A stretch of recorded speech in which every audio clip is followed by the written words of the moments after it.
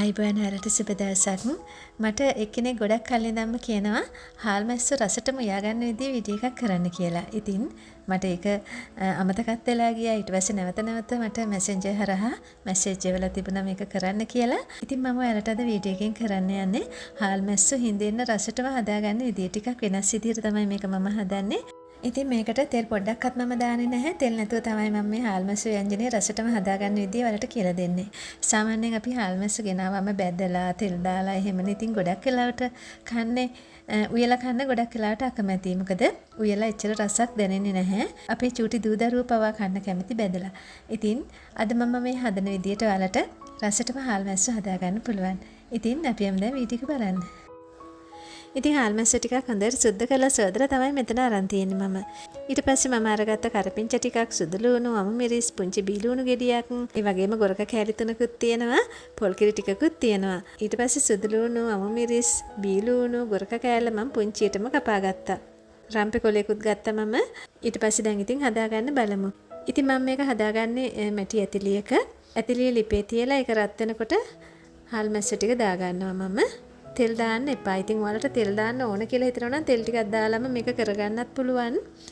ඉතින් අද මට හිතුණා මේක තෙල් නැතුව හදාගන්න ඕනේ කියලා. හාල්මැස්සෝ ටික හොඳට සෝදලා වතුර ටික හොඳට බේරෙන්න තියලා තමයි මේක කරගන්න ඕනේ. නැත්තම් ගොඩාක් වෙලා ඔයාලට මේක බෙද ගන්න වෙයි. ඊට පස්සේ මේ හාල්මැස්සෝ ටික නිකන් ඇතිලිය ටිකක් වෙලා බෙද ගන්න ඕනේ. මේ විදිහට හැඳි ගගා බෙද ගන්න. ඉතින් හාල්මැස්සෝ වල හොඳ කර සුවඳක් එනවා. ඒ වෙනකම් මේක හැඳි ගගා ටිකක් වෙලා බෙද ගන්න ඕනේ. ඊට පස්සේ දැන් ඔන්න ටිකක් හොඳට බැදීගෙන ඉන්නේ. මම මේකට එකතු කරනවා 3-5 කුඩු තේ හැඳි දෙකක්. ඔයාලට අවශ්‍ය ප්‍රමාණයට දාගන්න. මම තේ හැඳි 2යි දාගත්තේ. ඉතින් අමු බැදපු නැති 3-5 කුඩු තමයි මම තේ හැඳි 2ක් දාගත්තේ. ඊට පස්සේ මිරිස් කුඩුත් ඒකට එකතු කරගන්නවා තේ හැඳි 2ක්. කහ කුඩු චුට්ටකුත් දාගත්තා. උරුහල් ටිකක් මම එකතු කරනවා දැන් තේ හැඳි භාගයක් විතර. මේ ටික එකතු කරලා ඔක්කොම එකට බෙද ගන්න ඕන ටිකක් දුඹුරු පාට වෙනකන්. ඔයාලා බෙදපු 3-5 කුඩු හැම ගන්නව නම් ටිකක් වෙලා බෙද ගන්න. ඊට පස්සේ මේක හොඳට බැදිලා සුවඳ එනවා, සැර ගතියක් දැනෙනවා ඔයාලට නහයට. එතකොට පොල් කිරි ටික එකතු කර ගන්න ඕනේ. එකතු කරලා මේක උතුරන්න අරින්න ටිකක් වෙලා. ඊට පස්සේ දැන් මම චූටියට කපාගත්ත ගොරක කෑලි ටික එකතු කරනවා. ගොරක කෑලි 3ක් විතර තමයි මම අරගත්තේ. ඊට පස්සේ මේක දාලා කලවම් කරලා මම ලුණු ටිකකුත් එකතු කරනවා.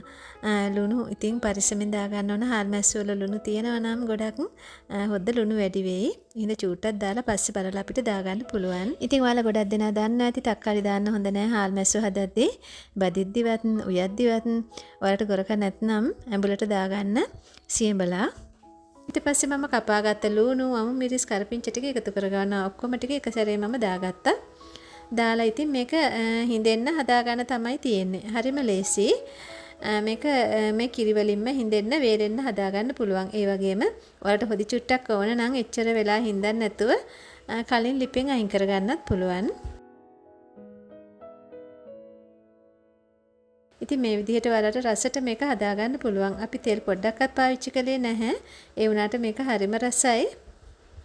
ඔයාලට මේක හොද්ද වගේ හදාගන්නත් පුළුවන් කිරි ටිකක් වැඩිපුර දාලා. ඊට පස්සේ ටිකක් වෙලා තියලා හැඳි ගාලා මේ විදිහට හිඳෙන්නම තියාගන්න පුළුවන් ඔයාලට.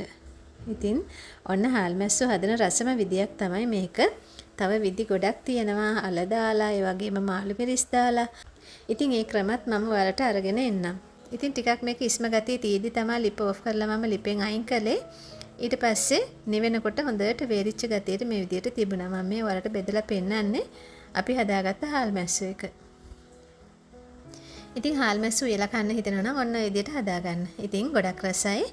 ඉතින් ඔයාලගේත් රසට හදන ක්‍රම ඇති. ඉතින් ඒවත් අනිත් අයට දැනගන්න පුළුවන් ඔයාලා කමෙන්ට් සෙක්ෂන් එකේ ඒවා ලියුවොත්. ඉතින් මගේ වීඩියෝ එක හොඳයි නම් බලලා ලයික් එකක් දාන්න. ඒ වගේම සබ්ස්ක්‍රයිබ් කරපු නැති එක්කෙනෙක් නම් ඔයා සබ්ස්ක්‍රයිබ් එකක් දාලා මගේ channel එකත් එක්ක එකතු වෙන්න. ගිහින් එන්නම් ආයෙ දවසක අපි හමු වෙමු. සුබ දවසක් නිරෝගී දිවියක් ඔයාලා සියලුම දෙනාට.